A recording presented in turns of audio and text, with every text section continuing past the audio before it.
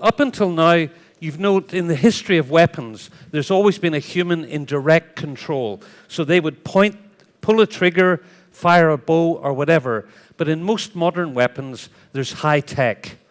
Obviously not some rifles, but in most weapons now, there's a computer chip between the weapon and the person. So the person pulls the trigger, and there's a computer chip that does other stuff like targeting.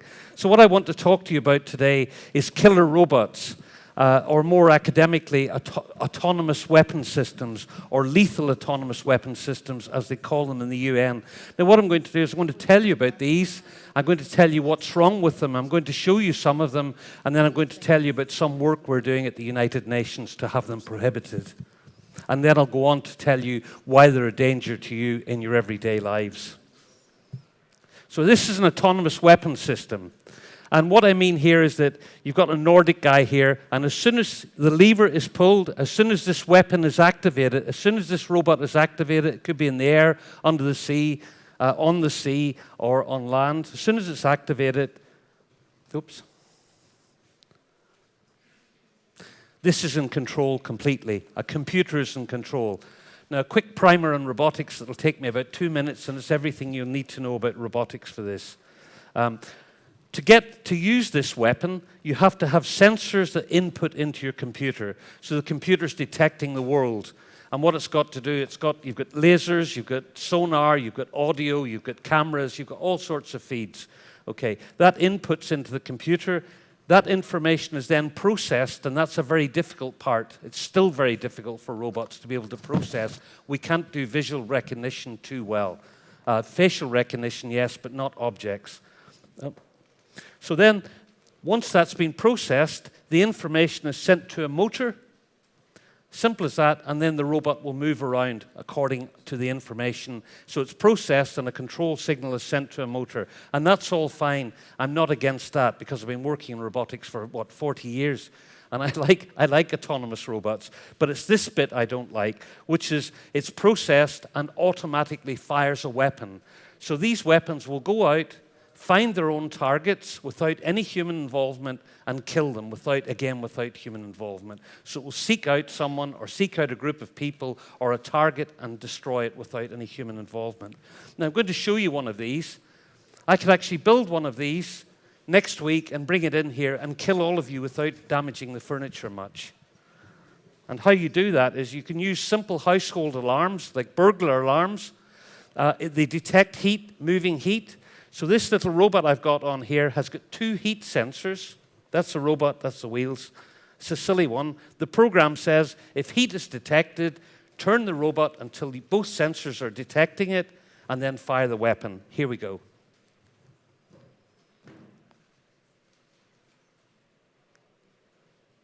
Okay, simple as that. Now, what's wrong with that? Well, a lot of things are wrong with it. The main thing that's wrong with it is this type of weapon cannot comply with international humanitarian law. The laws of war, you might know them as the Geneva Conventions. They require that with any weapon, you've got to be able to discriminate between a combatant and a civilian, between a target that's military and a civilian target. You've got to be able to do that with any weapon system, okay? These can't do that at all yet. I mean, maybe in some distant future, but it's not just a visual classification. You think of these things working in the fog of war and trying to discriminate between. You've got to also be able to tell the difference between a combatant and a surrendering soldier. Surrendering soldier doesn't have to put their hands up. They can just be shot and go, I surrender, whatever. And you've got to be able to not shoot mentally ill soldiers as well. So that's one of the problems. The other problem is under the laws of war, and I don't like this much, but it's legal to kill civilians under certain circumstances and damage civilian property, providing it's proportional to direct military advantage. It's called the principle of proportionality. Now, the problem with that is that nobody knows what military advantage is. It's something an experienced commander on the ground thinks about and knows about and can talk about, but not everybody knows this. A machine is certainly not an algorithmic thing, and not yet anyway. Maybe in 100 years or so, I don't know. but I don't think so. So those are two of the problems. The other one is you must always check the legitimacy of the target. Now, my point is that there's no reliable, guaranteed way that these machines can do that. Okay, that's just some of the problems.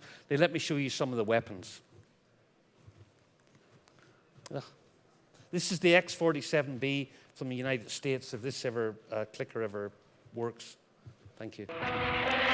Meet the X-47B, It's a brilliant the technological dream machine that is the future of U.S. Navy unmanned aviation. The X-47B has been designed for use aboard Nimitz-class aircraft carriers. Its tailless batwing shape will make it the stealthiest unmanned system ever to take to the skies. So you can see it's at quite an advanced stage now, and it's designed to be used in the Pacific, where the Chinese now have aircraft carrier busting missiles, so you can set the aircraft carriers back. They can go 10 times further than the normal F-25 fighter jet, still in prototype. The UK have one as well. This is not working. And that's called a Tyrannus. And then there's a bunch of others I'm going to show you. This is just a sample. There's lots of them. So that's the Israeli Guardian. That's an autonomous submarine hunting submarine from DARPA, the research wing of the Pentagon. That's also from the DARPA, which is the Crusher, and this is a Chinese air-to-air combat aircraft, fully autonomous. Okay. Now, after that, I have to check where I'm going here. Sorry. Oh yes, but it's not just the problems I told you. What people are talking about, particularly in the United States, and if you read a lot of the plans and the think tank information in the United States, what they're talking about is they've lost missile domination in the world. Other countries have caught up and going past them. There's a lot of worry about China and the Pacific, and so the idea really is to think we'll get domination with these autonomous weapons. And that is an extremely blinkered approach, and that's why we need to reach the international community. People are thinking this will give us domination, and what they're not thinking about is that domination is very temporary, because everybody will have them. Everybody will get them. Maybe not everybody, but certainly every high-tech nation will get them. There'll be a new arms race, and there will be proliferation all over the place. We've already seen this with drones. Drone strikes happened not very long ago. 2001, and now we have 87 countries with them, and 30 countries have armed drones. So that proliferated really quickly, and this is the next step where there's no operator, so it's all bells and whistles. The other thing is that people keep saying, when I talk to military advisors at the UN, what the big thing is, they say the pace of battle is getting so fast that humans aren't quick enough to make decisions. So you have things like the Iron Dome in Israel, which shoots down missiles. It's okay, that's fine. But they say that the pace of battle is increasing all the time. The US have developed an unmanned aircraft called the Falcon that travels at 22,000 kilometers an hour. And the idea is to get anywhere on the planet within the window of 1 hour. So you've got this speed up that humans can't keep up with. My answer to that is slow down. There's no rush to kill more people, really. And I don't know what to do about the pace of battle. There's not much we can do. But if you combine that, if there's computer scientists here, you'll know what I'm talking about. If you have algorithms on these things, and they're talking about swarms of them, can you press that? So the big thing is the swarm. That's what they're trying to do. So those X-47Bs would work as a swarm. Now you imagine one swarm approaching another swarm. Nobody knows what the other swarm's algorithms are. You'd have to be insane to tell them what your algorithm is. Otherwise, they would be able to defeat it. So you've got unknown algorithms against each other. And what's going to happen then? I don't know, and nor does anyone else. It's totally unpredictable and not good for civilian populations, that's for sure. There's also, of course, the problem of hacking, as the US have talked about quite a lot, spoofing and trickery by the enemy. So all these things when you're using completely automated weapons. And what my biggest concern is, once this starts, you imagine there's an accidental conflict where one set of weapons approaches another country, they accidentally get into a conflict. Now you can't stop it, because the first person to stop will lose, and that's one of the big problems. So we're looking here at the first step towards the full automation of warfare, essentially, and that's what I'm scared about. I'm not talking about a technological singularity, I'm talking about dumb automation of warfare. Not great. So what can we do about this? What can we do to stop it? Well, in 2009, after I'd worked on it for about 3 years, I co-founded the International Committee for Robot Arms Control. And we wrote lots of articles for the newspapers. We went and gave lots of talks to militaries. I talked to about militaries from about 30 countries then. But we couldn't get nations to speak to each other at all. And that went on for 3 years, really trying hard, but talking to individual nations, but not getting nations to speak to each other. Then in 2012, November 2012 in New York, I went and talked to a group of activists who managed to get landmines banned, cluster munitions banned, and blinding lasers banned. And you can see us here. That's me there. And on my other side is Jody Williams, Nobel Peace Prize winner. And on that side is another Nobel Peace Prize winner for pugwash. And so we got a bunch of Nobel Peace Prize winners together and a large number of NGOs, including Human Rights Watch and Amnesty International. And we launched a campaign called the Campaign to Stop Killer Robots in 2013 from the UK Parliament. That wasn't my idea for a title because I'm an academic, but it turns out it's a good title. It's catchy, so it's, you know, that sort of thing. It works all right. I would call them autonomous weapon systems, but that's not so good. The Campaign to Stop Autonomous Weapon Systems isn't as good, I admit. So can I have the next slide? So what are we trying to do in this campaign? Well, after 6 months, which is rapid, we managed to talk the ambassadors, particularly the US delegation, who were actually very helpful, and the French delegation and the German delegation, all of whom helped us. And we went, that's the wrong slide. Yeah, thank you. Again. Okay, that's good. So we went to these ambassadors, and there's a committee called the CCW at the UN, and that's the committee that bans weapons. And there are 120 nations there, and we had to convince all 120 that this was a problem worth looking at. And that was November 2013. And we managed to do that. Any one of them could have vetoed it, but they didn't.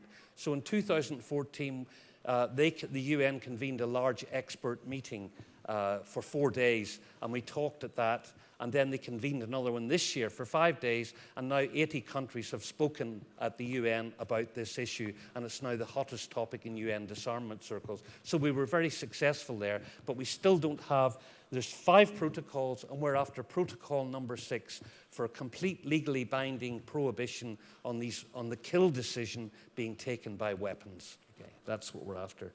And some people, the big question is, what sort of control do we want to cede to machines, really, morally? Do we really want machines to kill people on their own? That's a big decision that we have to make as a planet, really, I think. And maybe some people like that idea, maybe some people don't. I certainly don't. And I know that Germany doesn't, because the first principle of the German constitution is that is dignity. Human dignity.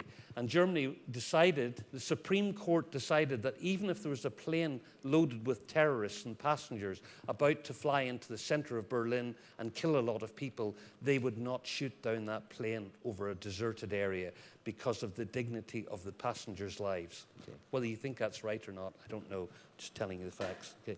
So lastly now, I'm just coming to the end. The problem is that at the CCW, we can get this changed for the laws of war, but they could still be used in the civilian world, and we're beginning to see it happening already. And that's one of my worries. For border control, for policing, for the suppression of strikes, for the suppression of populations. Okay, can I have the next one? So this thing here, this is one of the first ones I've seen now. This was last year. A company called Desert Storm, or Desert Wolf, I'm not sure, Desert Wolf, developed this and sold them to 25 mining companies. They're quadcopter, well, they're more than quadcopter. They're drones, and they deliver pepper spray and fire plastic balls, and they're specially designed to break up strikes from miners, okay? They also said they've sold them to law enforcement agencies from a number of countries, but they wouldn't say who the countries were. Now, there's a fully autonomous one in Texas, and only in Texas would you find this yet. Can I have that? Can I have that? Okay. And you can see here, it says, we deliver 80,000 volts of awesomeness. And you're going to see about 2-second video clip here of the office intro. It's called Cupid because it fires a dart, but it happens to be a taser dart. So can we just clip? This is the office intro. who's just been shot by Cupid, by the dart. Now, the idea of this device is it hovers above your property. If someone intrudes on your property, it says, leave this property. And if you don't go, it fires a taser dart at you and keeps you under electric shock until the authorities arrive or somebody arrives to arrest you. Okay. So this is coming to the civil world, and I'm telling you this because you need to be watching out for it. The reports tend to be in technology pages and other places. Okay, so finally, so what I'm saying here is we mustn't sleepwalk into this world.